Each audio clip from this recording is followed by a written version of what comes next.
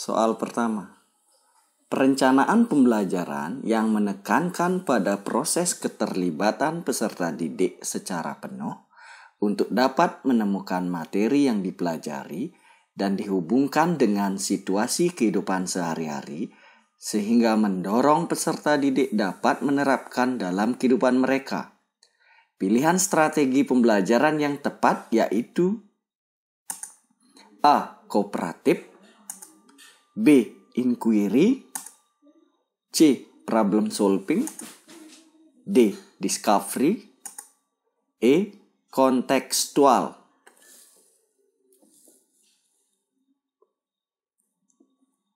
Oke, kita lihat jawabannya yaitu opsi E, yaitu pembelajaran secara kontekstual. Nah, untuk menjawab soal di atas, peserta harus memahami model-model pembelajaran dan karakteristiknya. Seperti yang pertama, kooperatif adalah suatu strategi pembelajaran yang terstruktur secara sistematis di mana siswa-siswa bekerja sama dalam kelompok-kelompok kecil dengan anggota antara 4-5 orang secara heterogen untuk mencapai tujuan-tujuan bersama. Yang kedua, problem solving merupakan kerangka konseptual tentang proses pembelajaran yang menggunakan masalah-masalah real dalam kehidupan nyata, otentik, bersifat tidak tentu, terbuka, dan mendua untuk merangsang dan menantang siswa berpikir kritis untuk memecahkannya. Yang ketiga, inquiry adalah proses untuk memperoleh dan mendapatkan informasi dengan melakukan observasi atau eksperimen guna mencapai jawaban maupun pemecahan masalah terhadap pertanyaan atau rumusan masalah dengan menggunakan berpikir kritis dan logis. Yang keempat, discovery learning adalah model pembelajaran yang melibatkan siswa secara aktif untuk mencari dan menyelidiki suatu permasalahan sehingga siswa dapat menyimpulkan konsep dari pembelajaran yang telah dipelajari. Yang terakhir, kontekstual adalah konsep belajar yang mengkaitkan antara materi yang diajarnya dengan situasi dunia nyata siswa dan mendorong siswa membuat hubungan antara pengetahuan yang dimilikinya dengan penerapannya dalam kehidupan mereka sehari-hari. Jadi jelas sekali jawabannya adalah kontekstual. Soal nomor 2. Pada rancangan pembelajaran terdapat contoh kompetensi dasar yaitu mengidentifikasi jenis, sifat, dan fungsi bahan alam dari tanaman untuk produk karya seni rupa dan kriya. Maka, rumusan indikator yang bisa dikembangkan guru pada tingkatan kognitif mencipta atau C6 yang tepat adalah A. Mengelompokkan bahan alam dari tanaman pandan untuk produk karya seni rupa. B. Menyebutkan fungsi tanaman pandan untuk produk karya seni rupa. C. Menjelaskan sifat tanaman pandan untuk produk karya seni rupa. D. Membedakan sifat tanaman pandan dengan tanaman suji untuk produk karya seni rupa. E. Membuat produk karya seni rupa dari tanaman pandan.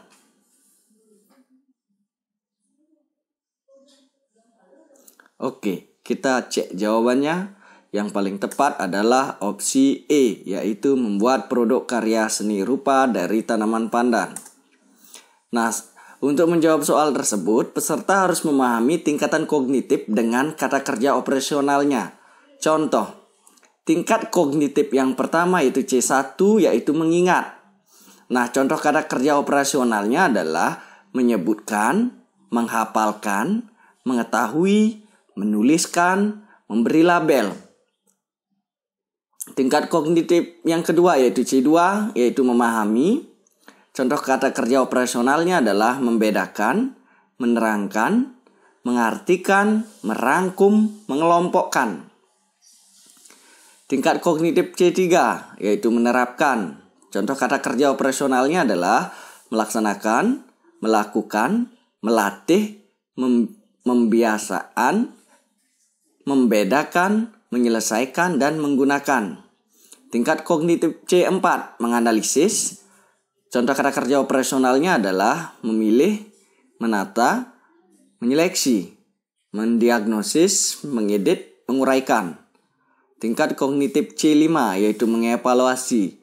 Contoh kata kerja operasionalnya adalah membuktikan, memisahkan, menguji, mengukur, mengkritik, memvalidasi, memonitor. Tingkat kognitif C6 yaitu mencipta. Contoh kata kerja operasionalnya adalah membangun, membentuk, membuat, menampilkan, memperjelas, menemukan, dan menyusun. Jadi teman-teman harus dihafalkan tingkat kognitif ini beserta contoh kata kerja operasionalnya. Jadi agar bisa memahami kata kerja operasionalnya. Jadi yang cocok opsinya adalah di kognitif C6 mencipta adalah membuat. Jadi dilihat dari opsinya, yang E membuat produk karya seni rupa dari tanaman pandan. Nah, kita lanjut soal nomor 3. Pada sebuah rancangan pembelajaran RPP, tertulis contoh rumusan indikator kompetensi, yaitu menjelaskan kondisi operasi sistem dan komponen perangkat keras. Jika seorang pendidik akan menyusun menjadi tujuan pembelajaran, maka rumusan yang tepat adalah A. Setelah melaksanakan proses pembelajaran melalui praktik, siswa dapat menjelaskan kondisi operasi sistem dan komponen perangkat keras berupa komponen input, proses, dan output. B. Setelah melaksanakan proses pembelajaran dan menggali informasi melalui diskusi, siswa dapat menjelaskan kondisi operasi sistem dan komponen perangkat keras secara benar.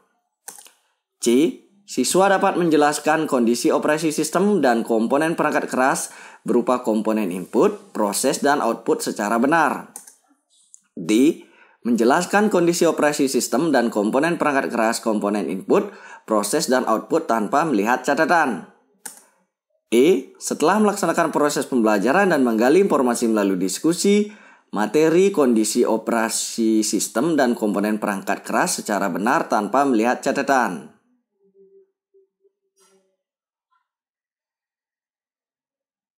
Ya, kita cek jawabannya. Yang benar adalah opsi B, yaitu setelah melaksanakan proses pembelajaran dan menggali informasi melalui diskusi, siswa dapat menjelaskan kondisi operasi sistem dan komponen perangkat keras secara benar.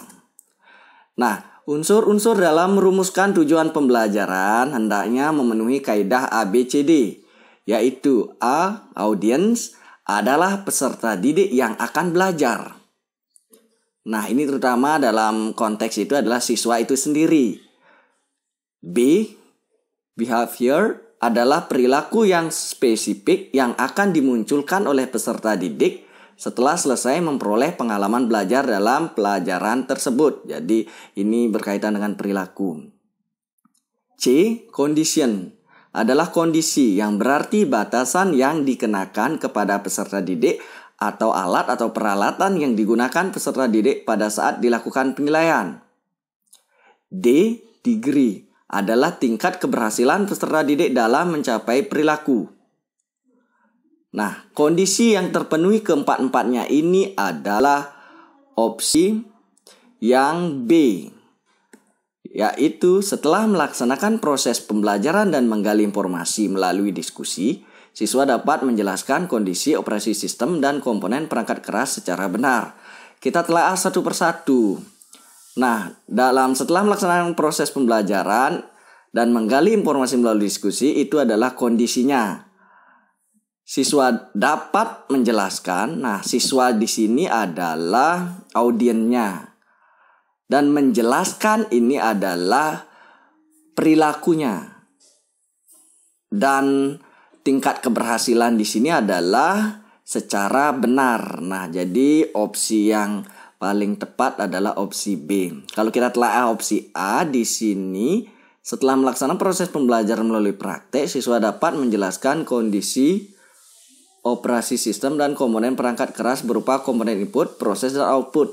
Nah, di sini opsi A kurangnya adalah tingkat keberhasilannya.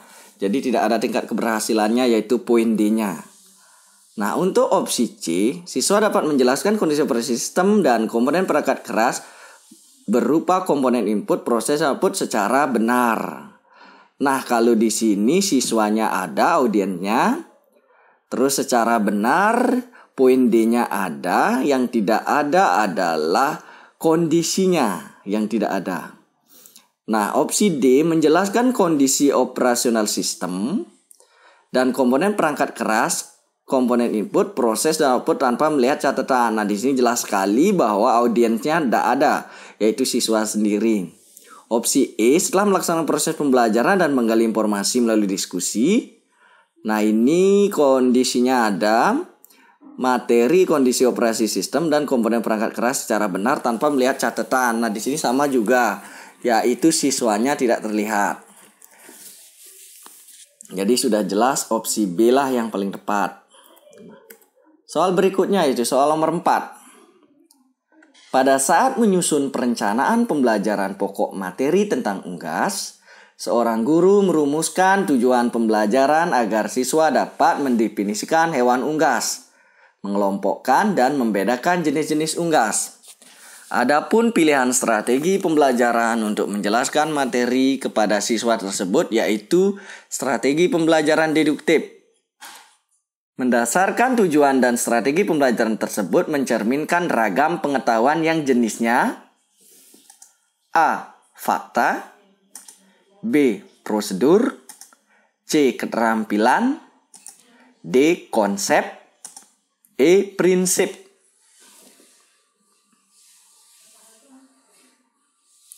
Ya, kita lihat jawabannya yaitu jawaban opsi D. Yang paling tepat adalah konsep.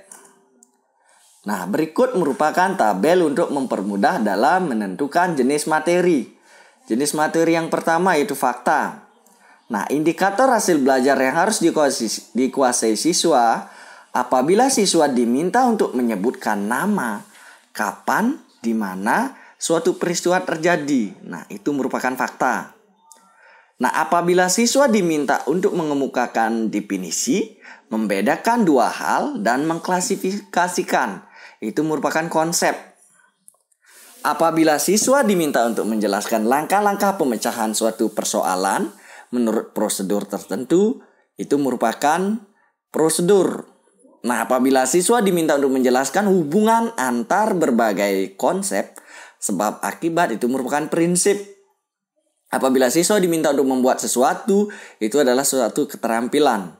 Apabila siswa diminta memilih dan melakukan sikap tertentu terhadap suatu kejadian, itu aspek afektif. Apabila siswa diminta untuk melakukan kegiatan menggunakan anggota badan, itu aspek motorik. Nah, jelas tujuan pembelajaran yang meminta siswa dapat mendefinisikan hewan unggas, mengelompokkan dan membedakan jenis-jenis unggas tersebut termasuk jenis materi berupa konsep. Jadi sudah jelas jawabannya yaitu opsi D yaitu konsep. Yuk kita lanjut. Soal nomor 5. Seorang guru merancang evaluasi dengan mendasarkan pada indikator dan tujuan pembelajaran yang sudah ditentukan di RPP. Evaluasi tersebut dimaksudkan untuk menentukan hasil dan kemajuan belajar siswa. Maka, jenis evaluasi yang tepat dipilih oleh guru adalah A. Evaluasi formatif, B. Evaluasi sumatif, C. Evaluasi selektif, D. Evaluasi diagnostik, E. Evaluasi penempatan.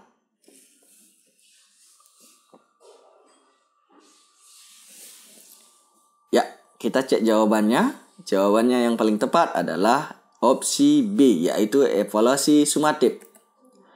Nah, jenis evaluasi berdasarkan tujuan yang harus kita pahami. Yang pertama, evaluasi diagnostik adalah evaluasi yang ditujukan untuk menelaah kelemahan-kelemahan siswa beserta faktor-faktor penyebabnya. 2. Evaluasi selektif adalah evaluasi yang digunakan untuk memilih siswa yang paling tepat sesuai dengan kriteria program kegiatan tertentu. 3. Evaluasi penempatan adalah evaluasi yang digunakan untuk menempatkan siswa dalam program pendidikan tertentu yang sesuai dengan karakteristik siswa. 4.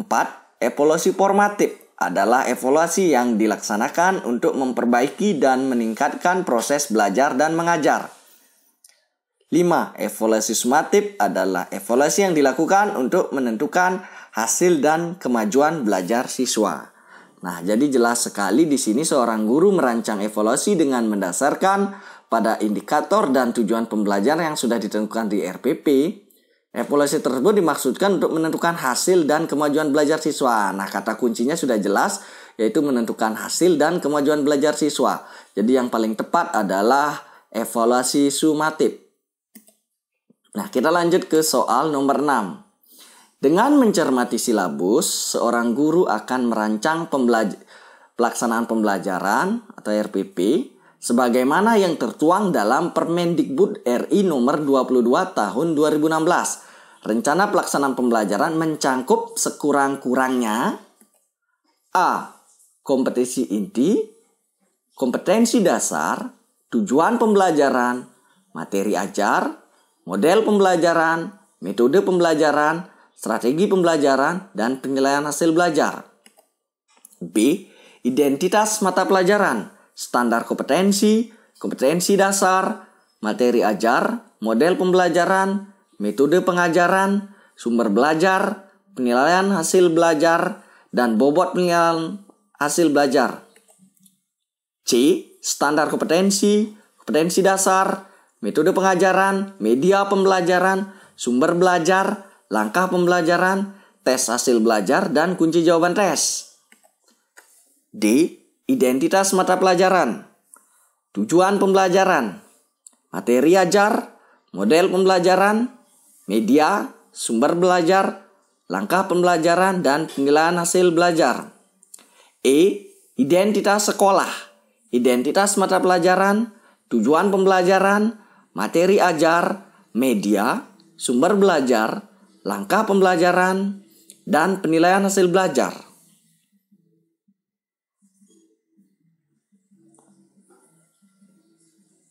Oke, kita cek jawabannya.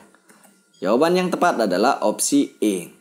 Nah, jadi sebelum menjawab ini, alangkah baiknya teman-teman harus itu menguasai Permendikbud RI nomor 22 tahun 2016 berkaitan tentang RPP. Nah, di sana sudah tercangkup. Jadi sekurang-kurangnya yang paling jelas adalah harus ada identitas sekolah, identitas mata pelajaran, tujuan pembelajaran, materi ajar, media, sumber belajar, langkah pembelajaran, dan penilaian hasil belajar. Nah, itu. Jadi Permendikbud nomor 22 tahun 2016 tentang standar proses pendidikan dasar dan menengah menjelaskan bahwa RPP adalah rencana kegiatan pembelajaran tatap muka untuk satu pertemuan atau lebih.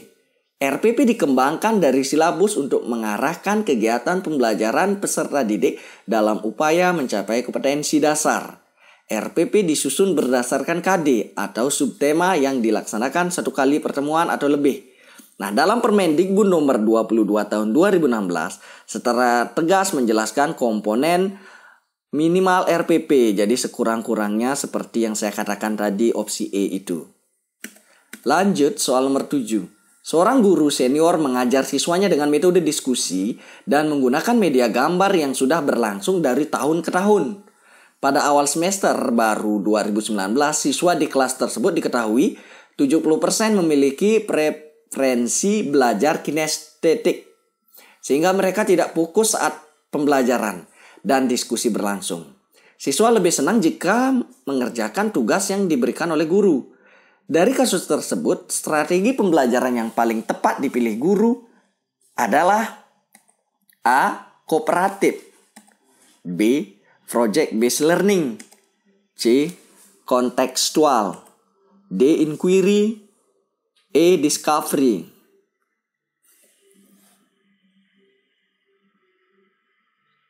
Ya, jawaban yang paling tepat adalah opsi B, yaitu project based learning. Nah, Project Based Learning atau PJBL merupakan strategi pembelajaran yang dikembangkan berdasarkan penerapan proyek dengan melibatkan siswa menyelidiki masalah dunia nyata. Nah, jadi di sini sudah jelas sekali terlihat bahwa anak-anak itu kurang fokus. Jadi lebih senang dia mengerjakan tugas yang diberikan oleh guru. Jadi yang paling tepat adalah opsi B. Kita lanjut ke soal nomor 8. Di sekolah, seorang guru menuliskan beberapa aturan seperti dilarang menginjak rumput dan mencoret-coret meja. Hal ini merupakan pembiasaan kepada peserta didik agar berkembang kecerdasan A. Naturalis, B. Kinestetis, C. Visual spasial, D. Verbal linguistik, E. Logis matematis.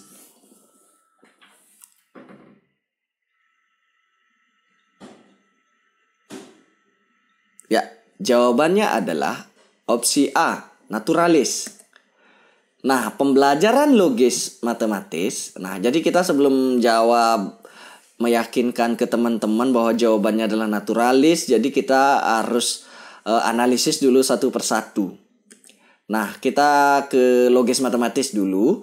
Pembelajaran logis matematis di sekolah dapat dikembangkan melalui beberapa strategi seperti berikut ini. Yang pertama, menceritakan masalah yang dihadapi sehari-hari, kemudian dipecahkan dengan bantuan pemikiran matematis dengan mengatur waktu penyelesaian dengan tepat dan efektif. 2. Merencanakan suatu eksperimen dengan menggunakan metode ilmiah yang diawali dengan menggunakan masalah, membuat hipotesis, melakukan percobaan, menafsirkan data, dan menarik kesimpulan. 3. Membuat diagram Venn untuk mempolakan masalah agar mudah membangun pengertian sehingga mudah dipecahkan. 4. Membuat analogi untuk menjelaskan sesuatu sehingga mudah dipahami. Misalnya menjelaskan tentang peristiwa erosi diwujudkan dengan analogi menumpahkan air pada kepala yang tidak berambut. Air akan cepat mengalir ke badan. 5. Menggunakan keterampilan berpikir dari tingkat rendah hingga berpikir tingkat tinggi untuk menyelesaikan masalah. 6. Mengkategorikan fakta-fakta yang dipelajari sesuai sifat dan jenisnya untuk memudahkan mengingat. 7. Merancang suatu pola atau kode atau simbol untuk mengetahui objek yang ingin dipelajari. Nah, selanjutnya pembelajaran yang dirancang untuk mengaktifkan kecerdasan visual spasial adalah yang pertama, visualisasi. Penerapan metode ini dengan menciptakan layar lebar di benak siswa. Guru dapat membimbing dengan memejamkan mata dan membayangkan apa yang baru saja mereka pelajari dan diminta untuk menceritakan kembali. 2. Menggunakan warna. Penggunaan warna untuk memberi penekanan pada pola peraturan atau klasifikasi selama proses pembelajaran. Misal warna merah pada semua kata-kata penting yang harus dipahami peserta didik. Warna juga sebagai penghilang stres peserta didik ketika menghadapi hal sulit menemukan makna. 3. Metafora gambar. Metafora gambar adalah pengekspresian gagasan melalui pencitraan visual. Nilai pendidikan metafora ada pembentukan hubungan hal yang sudah diketahui siswa dan yang diajarkan. 4. Sketsa gagasan. Strat meminta peserta didik menggambarkan poin kunci, gagasan utama, tema sentral, atau konsep yang diajarkan. Agar cepat dan mudah, sketsa tidak harus rapi menyerupai kenyataan. 5. Simbol grafis. Pembelajaran yang dapat membangkitkan kecerdasan linguistik dalam diri peserta didik dengan strategi berikut.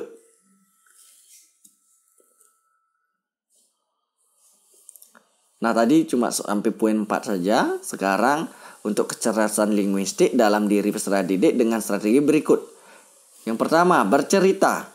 Peserta didik akan senang menceritakan kisah yang dimiliki kepada temannya sebayanya. Sebagian yang lain merasa malu. Mendengarkan cerita melibatkan keterampilan mendengar dan linguistik. Metode bercerita bisa diajarkan kepada peserta didik dengan mendahulukan yang menarik. Memilih karakter cerita yang dipilih mengandung imajinasi yang bias dibayangkan oleh pendengar. Memakai efek suara, tangan, dan gerakan tubuh, suara jelas serta ekspresif, dan kontak mata dengan pendengar. Diskusi kelas digunakan hampir di setiap mata pelajaran dan semua tingkat. Ada beberapa hal yang harus dipenuhi agar hasilnya positif dan memuaskan. Nah, sekarang untuk kecerdasan kinestetik, yaitu pembelajaran di kelas yang dapat mengaktifkan kecerdasan kinestetik adalah 1. Respon tubuh. Mintalah peserta didik menanggapi pelajaran menggunakan tubuh sebagai media respon, misalnya mengangkat tangan, mengangguk atau tersenyum jika memahami penjelasan guru. 2. Teater kelas. Meminta peserta didik memerankan teks, soal, atau materi lain yang harus dipelajari dengan mendramakan isinya. 3. Konsep kinestetis. Permainan tebak-tebakan yang dilakukan dengan gerakan yang menantang kemampuan peserta didik untuk mengungkapkan pengetahuan dengan cara tidak konvensional. 4. Hands-on thinking. Memberi kesempatan peserta didik untuk memanipulasi objek atau menciptakan sesuatu dari tangan mereka dengan membuat patung, kolase, atau bentuk kerajinan lain. 5. Peta tubuh. Tubuh manusia dapat digunakan sebagai alat pedagogis yang berguna. Misal jari untuk menghitung dengan menggunakan gerakan fisik akan menginternalisasikan gagasan. Selanjutnya, pembelajaran di kelas yang mengembangkan kecerdasan naturalis adalah yang pertama, jalan-jalan di alam terbuka. Cara ini untuk menguatkan materi yang akan dipelajari untuk semua mata pelajaran. Misalnya untuk melukiskan perjuangan pahlawan, mempelajari pertumbuhan dan cuaca. Jadi bisa diajak jalan-jalan di alam terbuka. Yang poin 2, melihat keluar jendela. Untuk mengurangi kebosanan peserta didik di kelas, metode ini dapat dilakukan oleh guru dengan observasi di luar kelas, melakukan pengamatan dan mencatat hasilnya. 3. Eco-studi. Strategi ini mengintegrasikan kepedulian peserta didik pada kelangsungan bumi untuk semua mata pelajaran. Misalnya, tidak menginjak rumput, tidak membuang sampah sembarangan. Nah, ini strateginya ini. Nah, jadi jelas sekali untuk soal nomor 8, kalau di sekolah seorang guru menuliskan beberapa aturan seperti dilarang menginjak rumput dan mencoret meja, ini adalah pembiasaan kepada peserta didik agar berkembang kecerdasan naturalis. Nah, selanjutnya soal nomor 9. Seorang guru ingin mengetahui kemampuan siswa dalam mengatur dan mengelola perbedaan pendapat ketika dilakukan diskusi kelompok. Guru tersebut membuat lembar daftar checklist dalam bentuk skala yang harus diisikan oleh siswa untuk menilai teman kelompoknya. Jenis penilaian otentik holistik yang dapat dipilih oleh guru tersebut yaitu A. Penilaian kinerja, B. Penilaian proyek, C. Penilaian portofolio, D. Pertanyaan terbuka, E. Penilaian diri.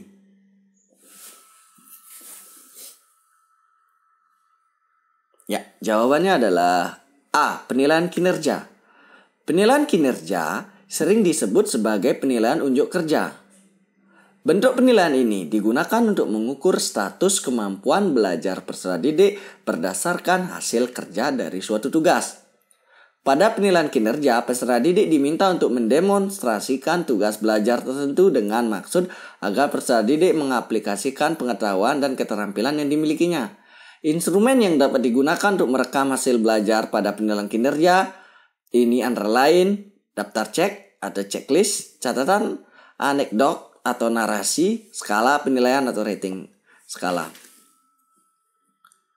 Nah, ini udah jelas bahwa kalau guru tersebut meminta membuat lembar daftar checklist dalam bentuk skala yang harus diisikan oleh siswa, jadi ini penilaian yang paling tepat adalah penilaian kinerja.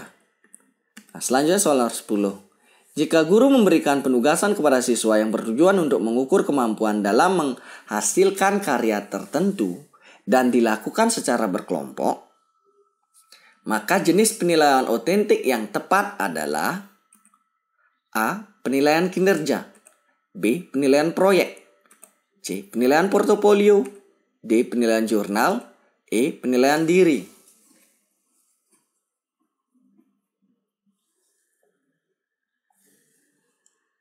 Oke, kita lihat jawabannya. Yang benar adalah opsi B, penilaian proyek. Jadi sudah jelas sekali di sini tujuannya untuk mengukur kemampuan dalam menghasilkan karya yang dilakukan secara berkelompok.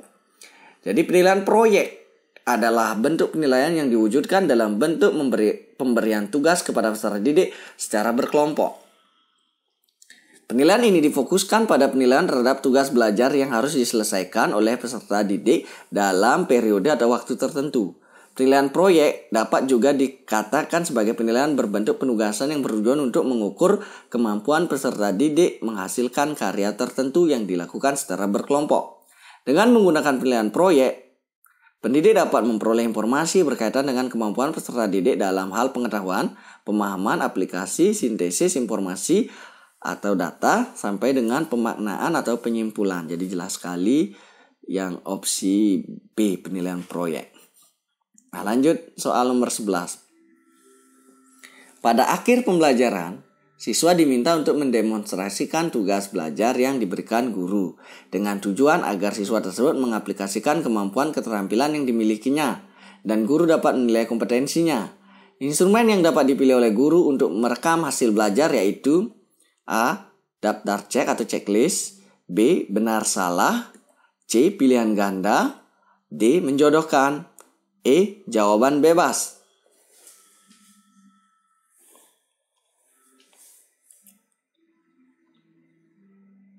Ya, jelas sekali di sini sudah dibahas tadi sebelumnya. Jadi yang benar adalah daftar cek. Atau checklist. Jadi dalam pada akhir pembelajaran siswa diminta untuk mendemonstrasikan tugas belajar yang diberikan oleh guru dengan tujuan siswa tersebut mengaplikasikan kemampuan keterampilan. Ini yang paling cocok menggunakan daftar checklist. Nah, penilaian kinerja sering disebut sebagai penilaian unjuk kerja. Bentuk penilaian ini digunakan untuk mengukur status kemampuan belajar peserta didik berdasarkan hasil kerja dari suatu tugas. Pada penilaian kinerja, peserta didik diminta untuk mendemonstrasikan tugas belajar tertentu dengan maksud agar peserta didik mengaplikasikan pengetahuan dan keterampilan yang dimilikinya. Instrumen yang dapat digunakan untuk merekam hasil belajar pada penilaian kinerja ini adalah daftar checklist, catatan, anekdot, atau narasi, dan skala penilaian atau rating skala. Lanjut soal nomor 12. Sebagian siswa mengalami kesulitan menjawab soal tes pilihan ganda yang disusun oleh guru. Hal tersebut disebabkan materi dalam soal sebagian belum dipelajari oleh siswa. Karena materi tersebut seharusnya diberikan pada pertemuan berikutnya. Hal yang seharusnya dilakukan guru dalam menyusun soal tes pilihan ganda pada aspek materi yaitu A. Soal harus sesuai dengan indikator. B. Pokok soal harus dirumuskan secara jelas. C. Pilihan jawaban harus homogen dan logis. D. Panjang rumusan pilihan jawaban relatif sama.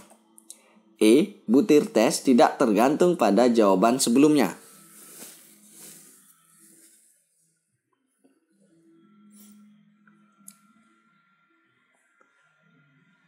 Oke, jawabannya adalah opsi A.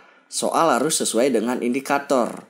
Nah, jadi jelas sekali di sini jelas-jelas siswa mengalami kesulitan menjawab soal tes pilihan ganda yang disusun oleh guru yang disebabkan materi dalam soal sebagian belum dipelajari oleh siswa. Jadi dengan soal harus sesuai dengan indikator, jadi tidak lagi siswa itu akan mengalami kebingungan dalam menjawab soal. Jadi harus disesuaikan soal dengan indikator soalnya. Nah, analisis secara teoritis adalah telaah soal yang difokuskan pada aspek materi, konstruksi, dan bahasa. Penelaahan kualitas soal bentuk objektif pada aspek materi dimaksudkan untuk mengetahui apakah materi yang diujikan sudah sesuai dengan kompetensi atau hasil belajar yang ditetapkan. Dan apakah materi soal sudah sesuai dengan tingkat atau jenjang kemampuan berpikir peserta tes. Serta apakah kunci jawaban sudah sesuai dengan isi pokok soal. Nah, telaah kualitas soal pada aspek konstruksi dimaksudkan untuk mengetahui teknik penulisan butir-butir soal sudah merujuk pada kaidah-kaidah penulisan soal yang baik. Pada aspek bahasa, telaah soal dimaksudkan untuk mengetahui apakah bahasa yang digunakan cukup jelas dan mudah dimengerti, tidak menimbulkan multi-interpretasi, serta sesuai dengan kaidah penggunaan bahasa yang berlaku. Nah, secara teoritis, kualitas soal tes bentuk objektif dapat ditelaah dengan memperhatikan hal-hal sebagai berikut. Yang pertama, butir harus sesuai dengan indikator yang ditetapkan. Kedua, hanya ada satu jawaban yang benar. Ketiga, pengecoh homogen dan berfungsi. Jadi jelas di sini, jadi yang harus dilakukan guru adalah soal harus sesuai dengan indikator. Ya, soal nomor 13. Hasil penilaian akhir yang dilakukan oleh guru diketahui beberapa siswa telah memenuhi ketuntasan belajar Dan ada juga siswa yang belum memenuhi kriteria ketuntasan belajar. Mendasarkan pada kasus tersebut, guru dapat melakukan tindak lanjut hasil penilaian yang dapat dimanfaatkan untuk beberapa hal. Berikut merupakan pemanfaatan hasil penilaian oleh guru, kecuali A. Memperbaiki program pembelajaran. B. Menyelenggarakan program remedial bagi siswa yang hasilnya rendah. C. Menyelenggarakan program pengayaan bagi siswa yang hasilnya tinggi. D. Mengadministrasikan hasil penilaian. E. Menyusun laporan hasil penilaian.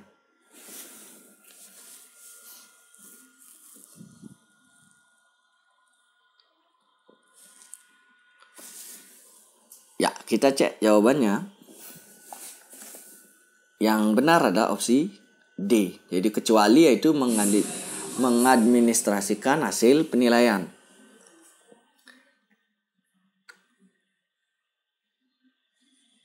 Pembahasan. Hasil tes atau hasil penilaian dapat digunakan untuk mengetahui kemampuan dan perkembangan peserta didik dalam menerapkan pengetahuan dalam tugas tertentu. Di samping itu, hasil penilaian dapat juga memberikan gambaran tingkat keberhasilan pendidikan pada satuan pendidikan. Berdasarkan analisis hasil penilaian, dapat ditentukan langkah atau upaya yang harus dilakukan oleh pendidik dan peserta didik dalam meningkatkan kualitas proses dan hasil belajar.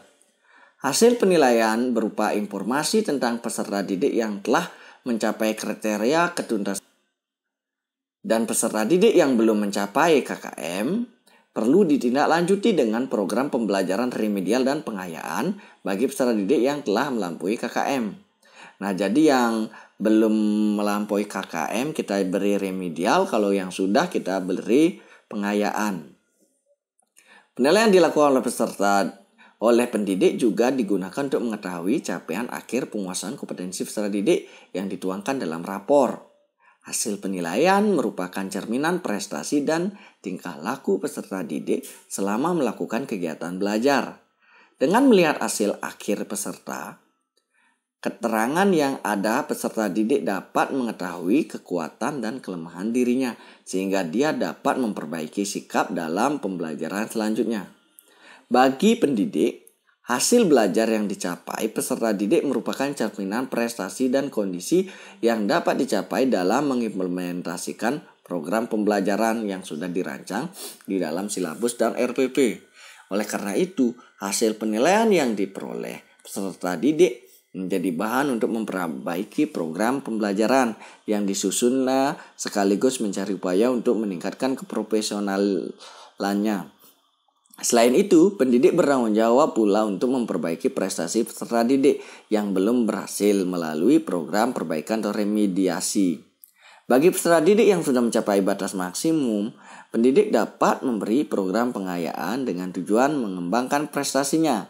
Hal yang tidak boleh dilupakan dalam pemanfaatan hasil penilaian peserta didik adalah untuk menyusun laporan hasil penilaian sebagai fungsi administrasi.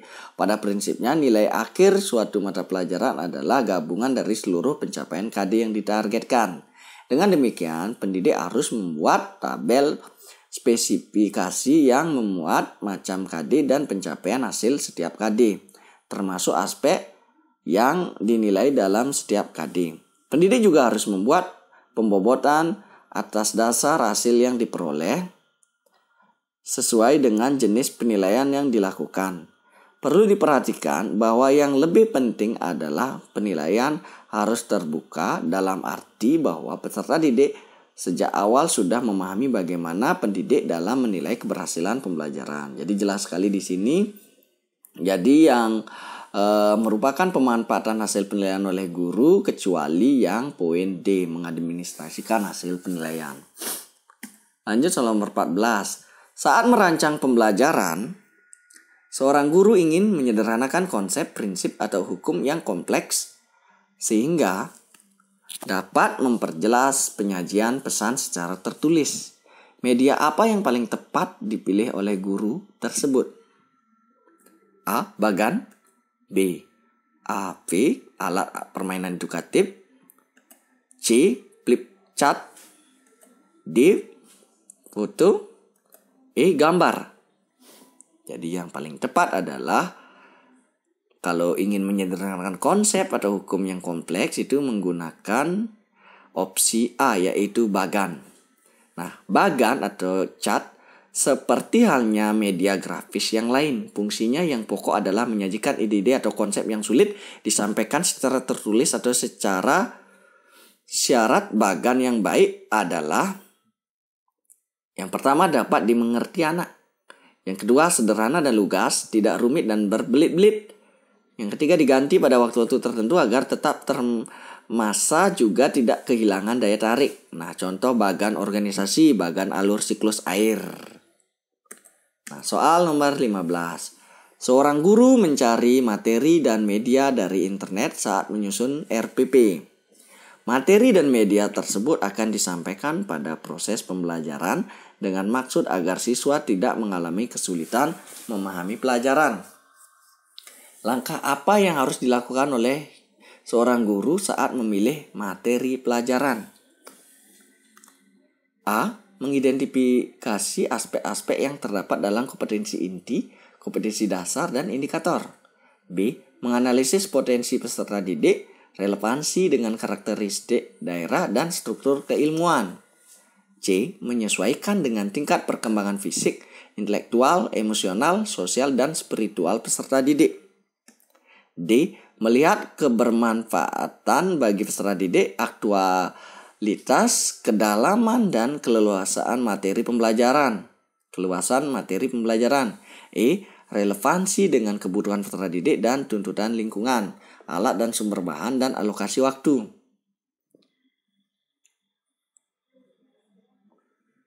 Ya, jawaban yang tepat adalah jawaban A, yaitu mengidentifikasi aspek-aspek yang terdapat dalam kompetensi inti, kompetensi dasar, dan indikator. Jadi, langkah itulah yang harus dilakukan oleh seorang guru saat memilih materi pelajaran. Nah, kita lihat pembahasannya. Langkah-langkah dalam memilih materi pelajaran. Yang pertama, mengidentifikasi aspek-aspek yang terdapat dalam kompetensi inti, kompetensi dasar, dan indikator. Yang kedua, mengidentifikasi jenis-jenis materi pelajaran. Yang ketiga, memilih materi pembelajaran yang sesuai atau relevan dengan KD dan indikator pencapaian. Keempat, memilih sumber materi pelajaran. Sementara potensi peserta didik, relevansi dengan karakteristik daerah dan struktur keilmuan, tingkat perkembangan fisik, intelektual, emosional, sosial, dan spiritual peserta didik, kebermanfaat bagi peserta didik, aktualitas, kedalaman dan keleluasaan materi pembelajaran, dan relevansi dengan kebutuhan peserta didik dan tuntutan lingkungan, alat dan sumber bahan, dan alokasi waktu, bukan termasuk langkah-langkah memilih materi, tetapi hal-hal tersebut merupakan prinsip dalam memilih materi. Jadi yang benar adalah opsi A. Mengidentifikasi aspek-aspek yang terdapat dalam kompetensi inti, kompetensi dasar, dan indikator. Nah, itu tadi mengenai pembahasan 15 soal tentang TKB khusus guru, khususnya materi pedagogik. Jadi itu semua guru akan dapat materi itu, jadi tinggal disesuaikan saja. Intinya materi-materi yang tadi saya sajikan itu harus dikuasai oleh teman-teman. Nah, sekarang lanjut ke tryout TKB keguruan pedagogik. Nah, jadi hal yang harus disiapkan adalah, jadi teman-teman harus menyiapkan alat tulis dan kertas untuk mengikuti tryout ini. Jadi jawaban di masing-masing soal, jadi teman-teman harus catat di kertas. Yang nantinya saya akan berikan kunci jawabannya sehingga teman-teman bisa mengecek tingkat keberhasilan dalam menjawab ini. Nah, mungkin saja terjadi kekeliruan, jadi kita telaah bersama-sama. Nanti kita cari jawaban yang terbaik. Jadi jawaban yang ada ini mungkin tidak semuanya mungkin benar, mungkin ada keliru sedikit. Jadi teman-temanlah yang akan memperbaiki. Nah, dan jangan lupa ya like and subscribe, lalu bagikan ke teman-teman lain untuk persiapan teman-teman melakukan TKB. Nah, lanjut saja. Soal nomor 1.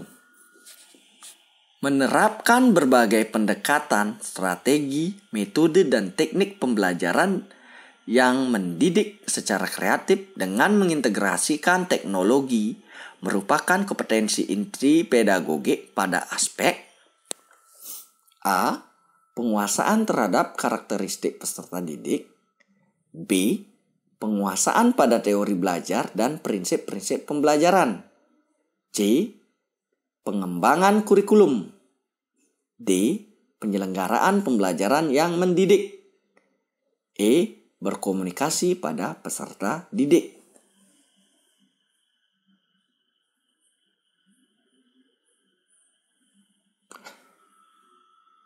Soal nomor 2. Teori ini memandang belajar sebagai hasil dari pembentukan hubungan rangsangan dari luar, yaitu stimulus, dan balasan dari siswa, yaitu respon, yang dapat diamati.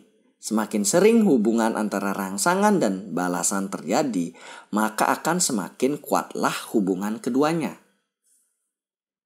Law of exercise. Nah, teori belajar yang dimaksud adalah A. Behaviorisme, B. Kognitif, C. Humanistik, D. Sibernetik, E. Konstruktivisme.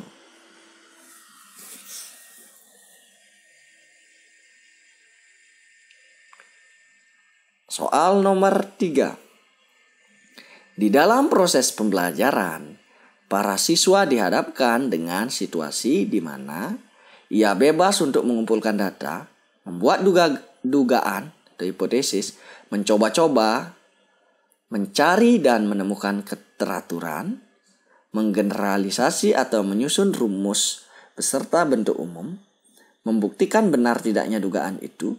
Hal ini merupakan penerapan teori belajar. A. Sibernetik, B. Kognitif, C. Humanistik, D. Behaviorisme, E. Konstruktivisme.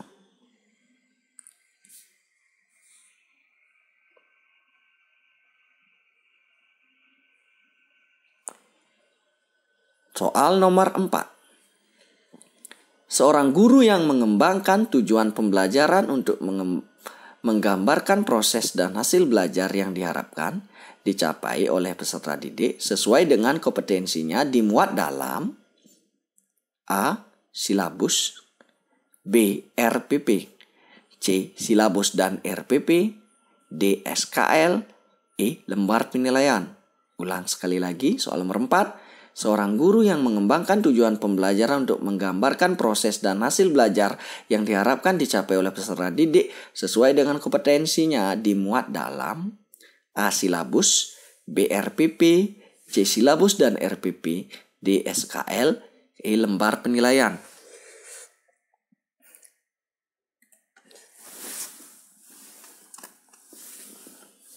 Soal nomor 5. Dalam mempersiapkan pembelajaran, seorang guru akan selalu bertemu dengan istilah silabus dan RPP. Silabus dan RPP sama-sama sebagai rencana proses pembelajaran. Perbedaannya adalah sebagai berikut. A. Silabus berisi kompetensi dasar, sedangkan RPP mengarahkan kegiatan belajar untuk mencapai kompetensi dasar. B. Silabus bersumber dari standar isi dan standar lulusan, sedangkan RPP bersumber dari standar kompetensi lulusan. C. RPP dibuat oleh setiap guru, sedangkan silabus dibuat oleh tim guru. D. RPP dan silabus keduanya disusun oleh setiap satuan pendidikan. E. Dalam silabus dijelaskan metode, media pembelajaran, sumber belajar, langkah-langkah pembelajaran, evaluasi secara rinci.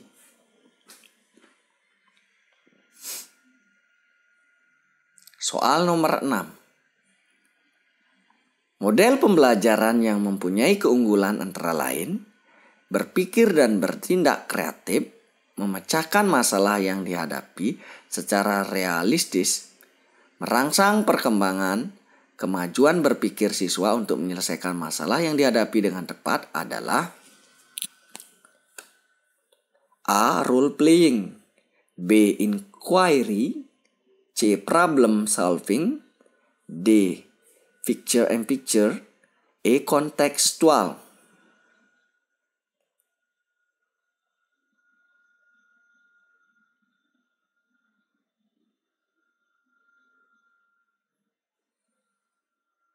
Soal nomor 7. Seorang guru mengajukan pertanyaan kepada siswa dengan tujuan agar siswa tersebut mengingat kembali materi pelajaran yang sudah dipelajari sebelumnya. Hal tersebut termasuk kegiatan A. Memberikan acuan, B. Melaksanakan tes awal, C.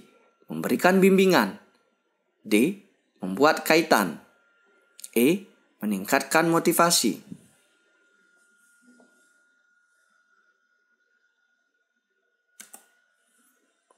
Soal nomor 8. Seorang guru menjumpai kebiasaan belajar yang kurang tepat yang dilakukan oleh salah seorang siswanya, sehingga kesulitan dalam mengikuti pelajaran. Langkah awal yang tepat untuk mengatasi kesulitan belajar demikian yaitu A.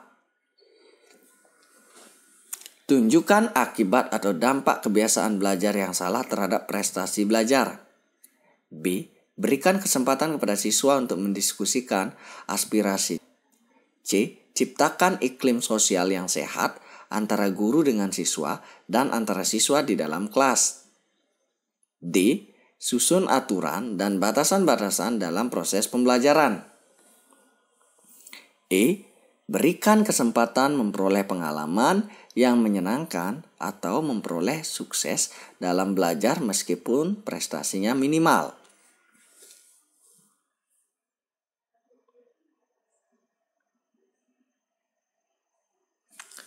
Soal nomor 9. Faktor yang penting dipertimbangkan oleh seorang guru dalam melaksanakan diskusi pemecahan masalah pada proses pembelajaran adalah A. Waktu yang tersedia untuk melaksanakan diskusi, B. Rumusan masalah yang harus didiskusikan, C. Jumlah peserta didik yang mengikuti pembelajaran, D. Motivasi belajar siswa, E. Ruang yang tersedia.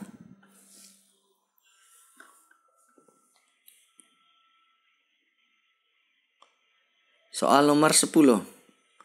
Seorang guru menjumpai kelas yang motivasi dan prestasi belajar siswanya rendah. Hal utama yang menyebabkan motivasi dan prestasi belajar rendah karena A. Suasana kelas kurang kondusif karena tidak tersedia sarana belajar yang lengkap. B. Siswa pasif dalam belajar dan lebih senang bermain. C. Siswa tidak mendapat bimbingan belajar dari orang tua. D. Pembelajaran kurang menghargai perbedaan individu siswa. E. Siswa cenderung lebih suka belajar dalam kelompok.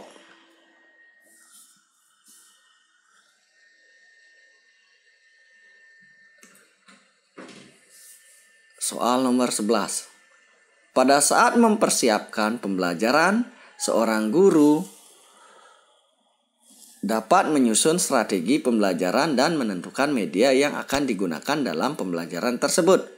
Kemampuan dasar yang harus dimiliki seorang guru terkait dengan keterampilan memilih media pembelajaran adalah A. Guru harus mengetahui latar sosial budaya siswa dan sekolah.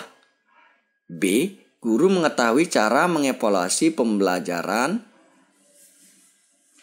dengan media. C. Guru harus memahami karakteristik dari media pembelajaran tersebut. D. Guru harus menyesuaikan diri dengan kemampuan sekolah.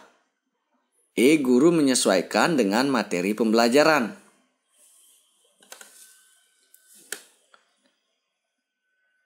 Soal nomor 12. Seorang guru harus mampu memanfaatkan media pembelajaran dan sumber belajar untuk mencapai tujuan pembelajaran utuh. Pernyataan berikut yang benar terkait dengan media pembelajaran adalah A. Media pembelajaran yang paling baik adalah media yang berbasis TIK. B. Sebuah media dapat digunakan untuk semua kegiatan pembelajaran. C. Semua media pembelajaran sama cara pemanfaatannya. D. Media dapat digunakan sebagai pembawa pesan dalam suatu kegiatan pembelajaran. E. Memilih media tidak perlu banyak pertimbangan agar tidak merepotkan.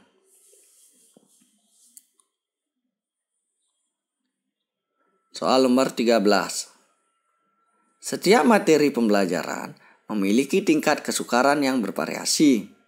Untuk memudahkan siswa memahami materi yang memiliki tingkat kesukaran tinggi, guru sering memanfaatkan media pembelajaran.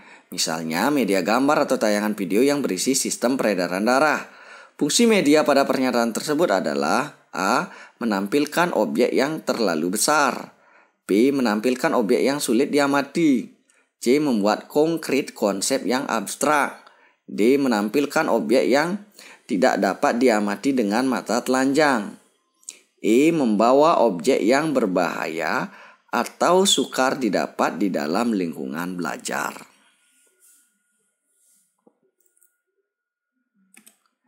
Soal nomor 14. Jika guru melaksanakan pembelajaran dengan menggunakan masalah sebagai langkah awal dalam mengumpulkan dan mengintegrasikan pengetahuan baru berdasarkan pengalamannya, dimulai dengan memunculkan pertanyaan penuntun, dan membimbing peserta didik berkolaboratif yang mengintegrasikan berbagai subjek dalam kurikulum, pembelajaran yang dilaksanakan oleh guru merupakan strategi pembelajaran A. Project based learning, B. Kontekstual, C. Discovery learning, D. Problem based learning, E. Inquiry learning.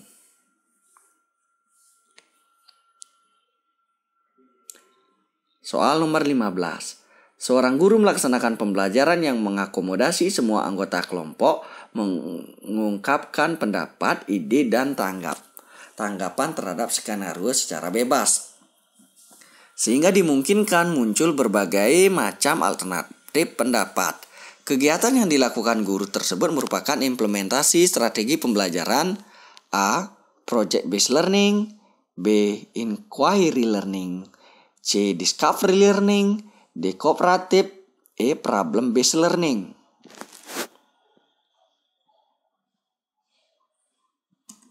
Soal nomor 16. Seorang guru mengajak siswa melakukan kunjungan ke suatu lembaga, namun sesampainya di lembaga tersebut belum ada petugas dan narasumber yang melayani. Untuk mengisi kekosongan waktu, guru tersebut memulai pembelajaran dengan memilih menggunakan strategi pembelajaran ekspositori. Pertimbangan guru memilih strategi tersebut yaitu A. Waktu belajar cukup banyak, B. Sumber belajar hanya dimiliki pendidik, C. Sedikitnya jumlah guru, D. Ruang kelas yang terbatas, E. Tidak ada sumber belajar dan media pembelajaran.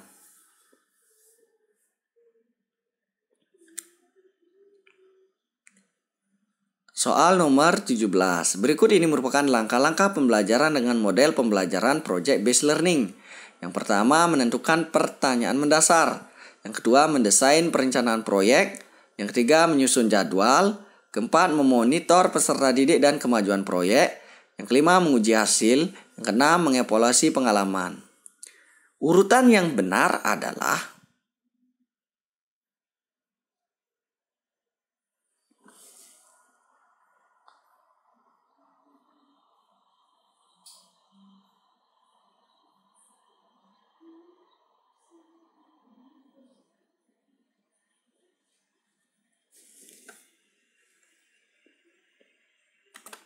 soal nomor 18. Perhatikan langkah-langkah kegiatan pembelajaran yang masih acak berikut ini. Pertama, mengorganisasi siswa dalam belajar. Yang kedua, orientasi siswa pada masalah. Ketiga, membimbing penyelidikan siswa secara mandiri atau kelompok. Yang keempat, mengembangkan dan menyajikan hasil karya. Jika langkah-langkah tersebut disusun mengikuti urutan model pembelajaran problem based learning, urutan langkah yang tepat adalah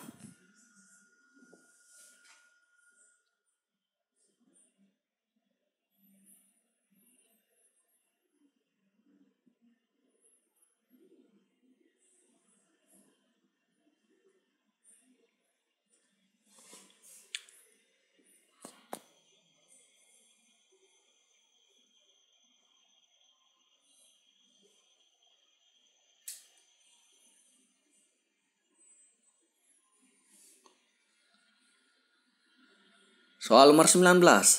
Siswa melakukan kegiatan dengan berpedoman pada langkah-langkah yang telah ditetapkan guru, yaitu mengamati fenomena sosial di sekeliling sekolah dan hasil pengamatan ditulis, disusun menjadi laporan serta didiskusikan bersama guru dan teman sekelas. Pilihan strategi yang digunakan: A. Discovery, B. Heuristik, C. Pemecahan masalah, D. Belajar aktif, E. Project based learning.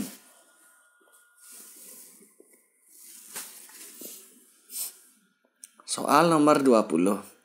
Seorang guru ingin membelajarkan dengan menggunakan strategi pembelajaran kooperatif. Maka urutan tahapan yang tepat pada model pembelajaran kooperatif adalah: A. Orientasi, bekerja kelompok, kuis, penghargaan kelompok. B. Kuis, penghargaan kelompok, bekerja kelompok, orientasi. C. Kuis, bekerja kelompok, orientasi, penghargaan kelompok. D. Orientasi, penghargaan kelompok, bekerja kelompok, kuis. E. Orientasi, pengamatan, bekerja kelompok, kuis, penghargaan kelompok.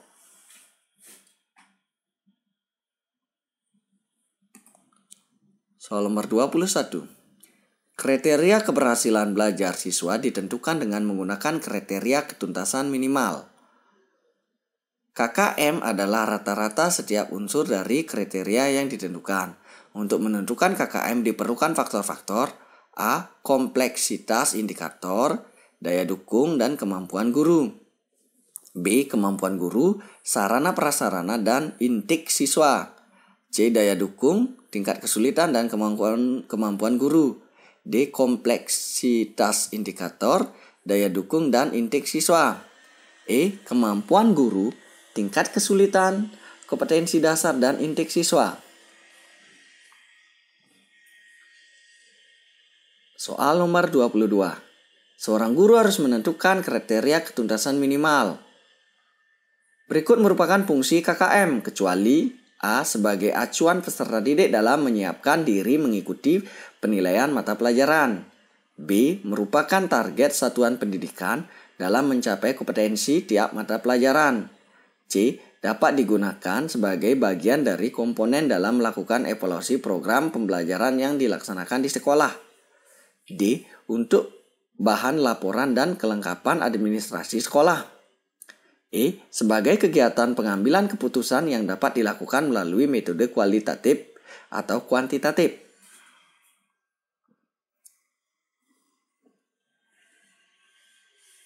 Soal nomor 23. Pada proses pembelajaran, seorang guru ingin melakukan penilaian terhadap perilaku siswa. Maka instrumen yang digunakan dalam proses pembelajaran tersebut adalah: A. Pedoman observasi, B. Kuesioner, C. Tes tulis, D. Pedoman wawancara, E. Tes hasil belajar.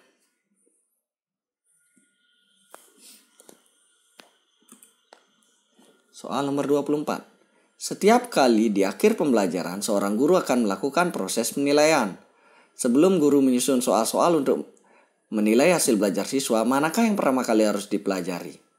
A. Buku sumber yang digunakan, B. Kurikulum dan silabus, C. Karakteristik siswa, D. Indikator pencapaian kompetensi, E. Kemampuan awal siswa.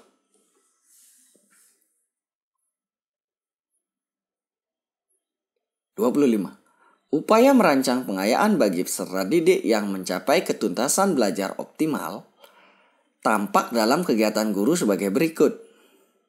A. Memberikan tambahan materi berupa sumber ajar dari pengarang yang berbeda. B. Memberikan tes tambahan dengan tingkat kesukaran lebih tinggi. C. Memberikan tambahan sumber bacaan yang lebih mendalam dan tingkat variasi yang tinggi. Berikut instrumen tesnya yang sesuai. D. Diberi soal serupa untuk memastikan tingkat keberhasilan belajar. E. Diberikan materi bahan ajar yang lebih tinggi tingkatannya dan mengerjakan soal-soal yang memiliki kesulitan tinggi.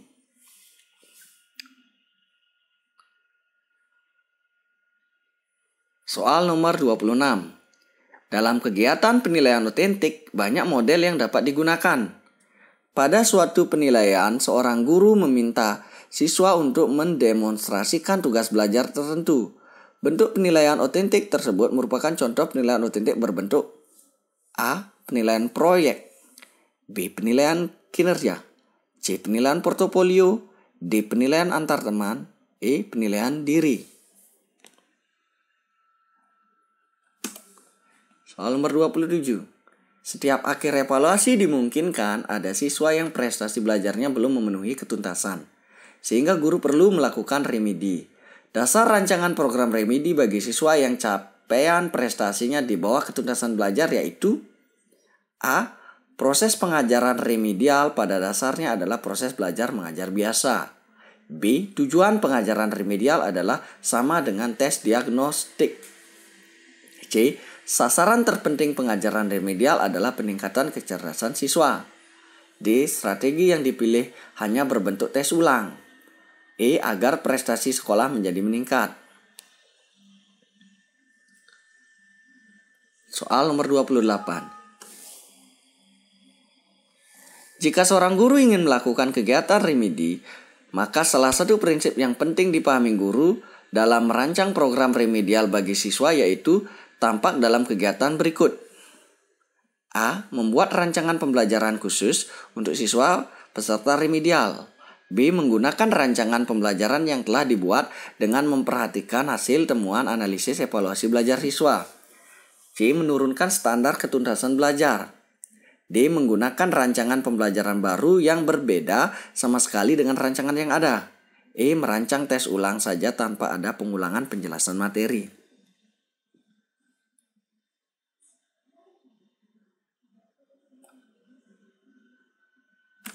Soal nomor 29. Jika seorang guru ingin melakukan penilaian portofolio pada proses pembelajaran, maka penilaian portofolio dapat dilaksanakan dengan cara A. Memberikan penilaian menyeluruh terhadap tugas-tugas siswa. B. Mengumpulkan lembaran-lembaran jawaban hasil tes harian dan sumatif tiap siswa.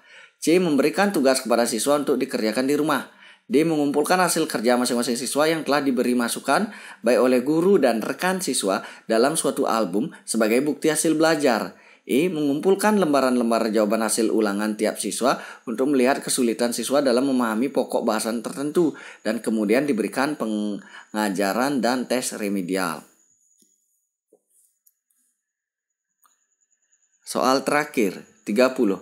Berdasarkan data hasil evaluasi pembelajaran tentang memahami teks anekdot, ternyata hasilnya tidak maksimal. Dari 30 siswa dinyatakan belum tuntas sejumlah 15 sehingga mengikuti program remedial. Sedangkan yang dinyatakan tuntas sejumlah 15 orang mengikuti program pengayaan. Kegiatan pengayaan untuk 15 siswa dapat dilakukan oleh guru dengan cara A. Mengadakan pendalaman materi terkait dengan KD tersebut. B. Diberikan bahan ajar berupa modul. C. Digabung dengan siswa yang belum tuntas ikut remedial. D. Melanjutkan materi pada KD selanjutnya. E. Memberi tugas mengerjakan lembar kerja siswa. Oke, itu 30 soal. Nah, teman-teman setelah menjawab ke 30 soal itu bisa mencocokkan jawabannya. Nah, ini adalah kunci jawaban layout SKB keguruan pedagogi. Nah, ini mungkin yang akan nanti gambaran, jadi gambaran umum yang akan keluar, jadi akan mirip-mirip soalnya ya. Jadi belajar lebih giat ya teman-teman yang akan melaksanakan tes SKB.